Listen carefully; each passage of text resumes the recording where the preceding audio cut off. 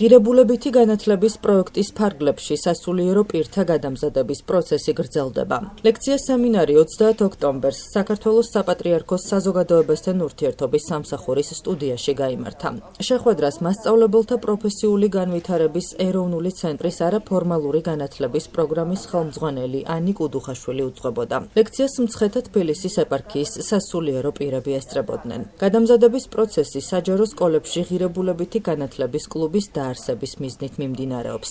ლექციათა კურსი მოიცავს ღირებულებითი განათლების ძირითად პრინციპებს, არაფორმალური განათლების თავისებურებებსა და სწავლების თანამედროვე მიდგომებს. აღსანიშნავია, რომ პროგრამა ღირებულებითი განათლება საქართველოს საპატრიარქოს საზოგადოებასთან ურთიერთობის სამსახურის ორგანიზებითა და განათლების მეცნიერებისა და ახალგაზრდობის სამინისტროს მხარდაჭერით ხორციელდება. ამ დროისთვის პროექტში 1000-ზე მეტი მოსწავლეა ჩართული. შეგახსენებთ, რომ განათლების სამინისტრომ უკვე დაამტკიცა ღირებულებითი განათლების ხელშეწყობის პროგრამა და ახალი სასწავლო წლიდან თბილისში 53 სკოლაში 100-მდე კლუბია წარმოდგენილი. პროექტში მონაწილეობა არის ნებაყოფლობითი. ჩვენ დავიწყეთ გადამზადების მეოთხე ეტაპი იმ სასულიერო პირებისა, რომლებმაც უნდა დააფუძნონ სკოლებში ღირებულებითი კლუბები.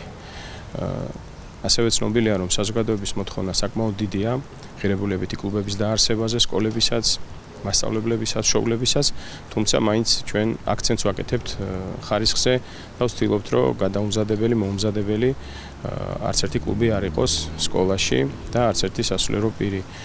ნაწილს ამ სასულიერო პირებისა აქვს პედაგოგიური განათლება, ნაწილს აქვს ღირებულებითი კლუბის გამოცდილება საკვირაო სკოლებში და რა თქმა უნდა დამატებით იძენს იმ უნარებს, რომელიც დაეხმარება მას სკოლებში ფუნქციონირებისათვის და ღირებულებითი კლუბის, ასე ვთქვათ, წარმართვისათვის. მნიშვნელოვანია, რომ ამ ეტაპზე 53 კლუბი ფუნქციონირებს, 1000-ობით ბავშვი არის ჩართული და ამ პერიოდამდე საკმაოდ დადებითი გამოხმაურება აქვს ამ პროცესს.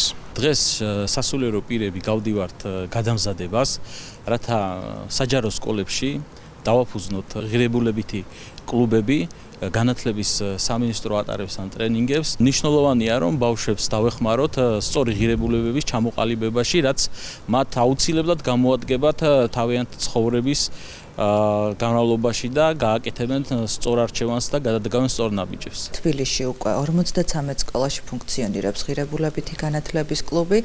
საქართველოს განათლებისა და მეცნიერების სამინისტროსგან ჩვენ გვაქვს თანხმობა, რომ კიდევ გავზარდოთ სკოლების რაოდენობა და ჯამში დეკემბრის ბოლომდე 100 სკოლამდე გავიზარდოთ.